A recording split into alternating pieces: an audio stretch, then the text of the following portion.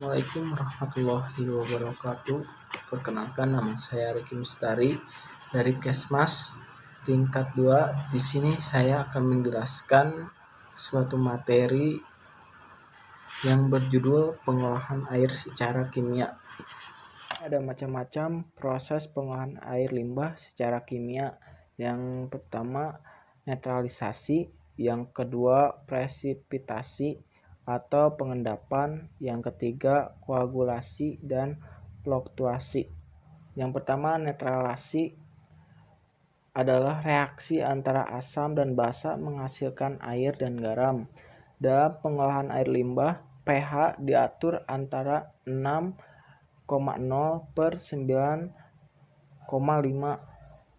Di luar kisaran pH tersebut, air limbah akan bersifat racun bagi kehidupan air, termasuk bakteri.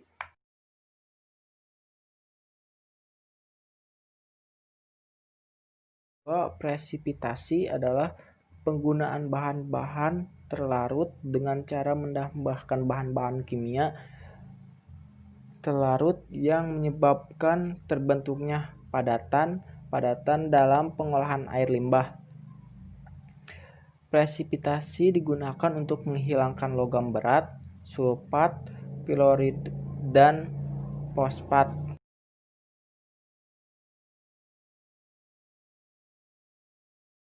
Yang ketiga, koagulasi dan fluktuasi adalah konvensi dari polutan-polutan yang tersuspensi koloid yang sangat halus di dalam air limbah menjadi gumpalan-gumpalan yang dapat diendapkan, disaring, atau diapungkan.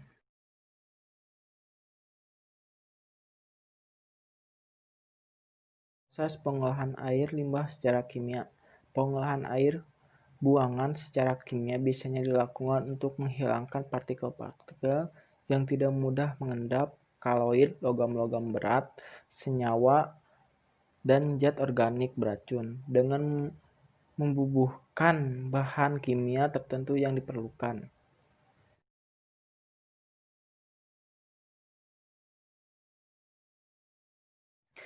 Penyisihan bahan tersebut dapat diprinsipkan berlangsung melalui perubahan sifat bahan-bahan tersebut, yaitu dari tidak dapat diendapkan menjadi mudah diendapkan, baik dengan ataupun reaksi oksidasi, reduksi, dan juga berlangsung sebagai hasil oksidasi.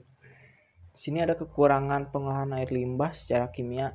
Pengolahan secara kimiawi dapat berarti penambahan beban pada efluen dengan garam-garam logam yang berbentuk pada lumpur yang ditimbulkan pengolahan kimiawi. Sini ada keuntungan pengolahan air limbah secara kimia. Yang pertama yaitu menghilangkan total terhadap bahan pencemar anorganik. Yang kedua, bahan pencemaran beracun dapat merusak proses biolog tetapi tidak dapat merusak proses kimiawi. Yang ketiga, proses biolog sering peka terhadap variasi konsentrasi dan beban organik dan memerlukan waktu penyesuaian relatif lama, tidak dapat proses kimiawi. Yang keempat, kebutuhan dari kelengkapan proses lebih sederhana. Di sini ada contoh kasus pengolahan air limbah secara kimia.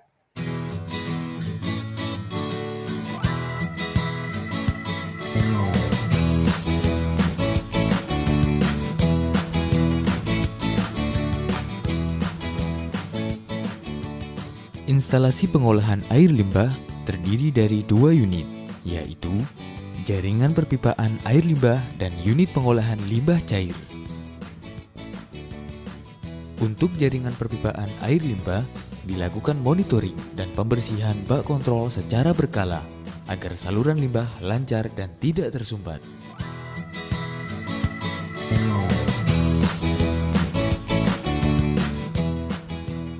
Adapun sumber limbah cair rumah sakit berasal dari seluruh kegiatan rumah sakit, baik kegiatan penunjang medis, maupun non-medis. Dari kegiatan penunjang medis antara lain berasal dari laundry.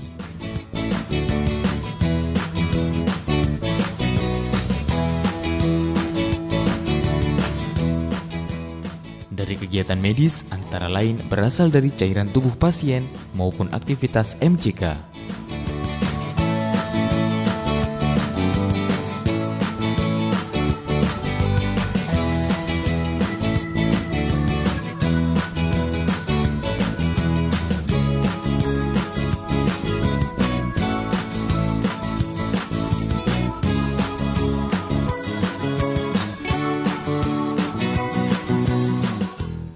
Dari kegiatan non-medis, antara lain dari aktivitas dapur.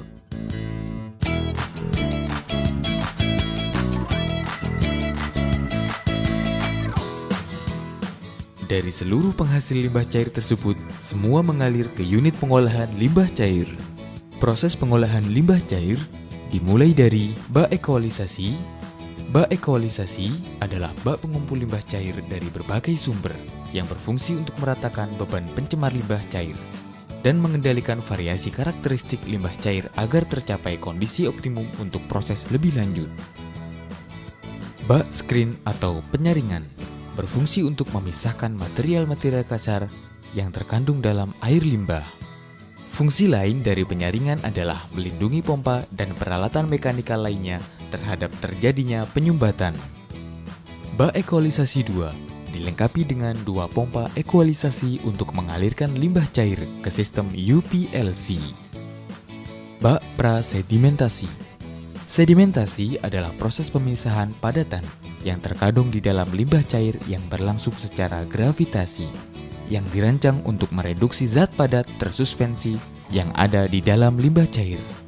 Bak anaerobik biofilter adalah tempat terjadinya proses penguraian biologis oleh mikroorganisme yang berlangsung pada saat limbah cair dialirkan secara kontinu dan melewati permukaan media. Selanjutnya akan terbentuk lapisan biofilm. Di dalam lapisan biofilm tersebut, mikroorganisme akan berkembang biak dan akan mengalami pengelupasan setelah mencapai ketebalan tertentu. Dalam bak anaerobik biofilter, limbah cair mengalami proses penguraian anaerobik atau reduksi.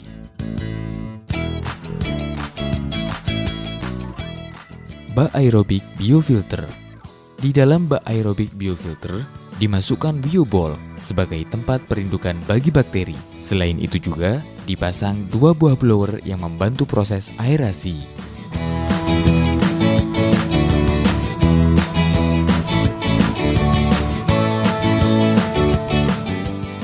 Di dalam bak sedimentasi, dipasang pompa resirkulasi untuk pengolahan limbah cair ke bak prasedimentasi dan pompa lumpur untuk mengalirkan lumpur ke bak lumpur. Bila hasil pengolahan limbah cair sudah baik, maka langsung mengalir ke dalam bak pengumpul akhir. Bak lumpur berfungsi untuk mengendapkan lumpur, sehingga limbah cair yang masuk proses selanjutnya lebih jernih.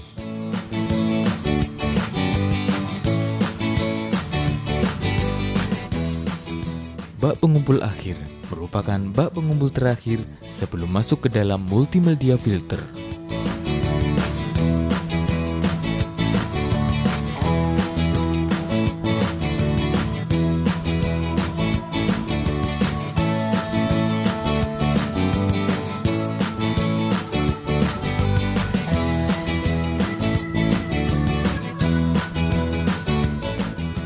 Dengan menggunakan filter pump, limbah cair dialirkan ke tabung filter 1 yang berisi karbon aktif. Fungsinya adalah untuk menyaring limbah cair sehingga material dalam air terjebak di dalam pori-pori karbon aktif tersebut. Selanjutnya, air dialirkan ke tabung sand filter. Fungsi sand filter adalah menyaring pasir yang masih terbawa oleh limbah cair.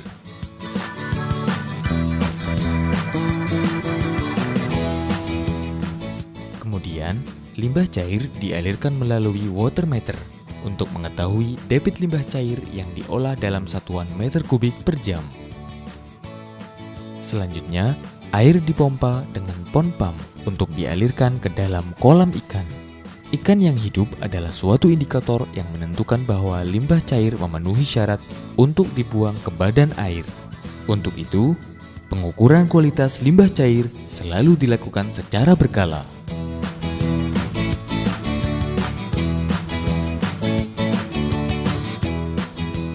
Selanjutnya, limbah cair masuk ke dalam bak kontak klorin untuk proses desinfeksi. Klorin dialirkan menggunakan dosing pump yang alirannya dapat disesuaikan dengan debit limbah cair.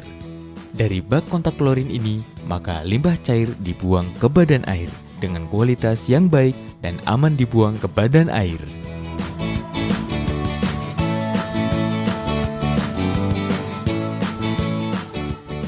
Untuk keamanan operator instalasi pengolahan air limbah, budaya cuci tangan dan pemakaian alat pelindung diri harus selalu dilakukan sesuai prosedur yang telah ditetapkan.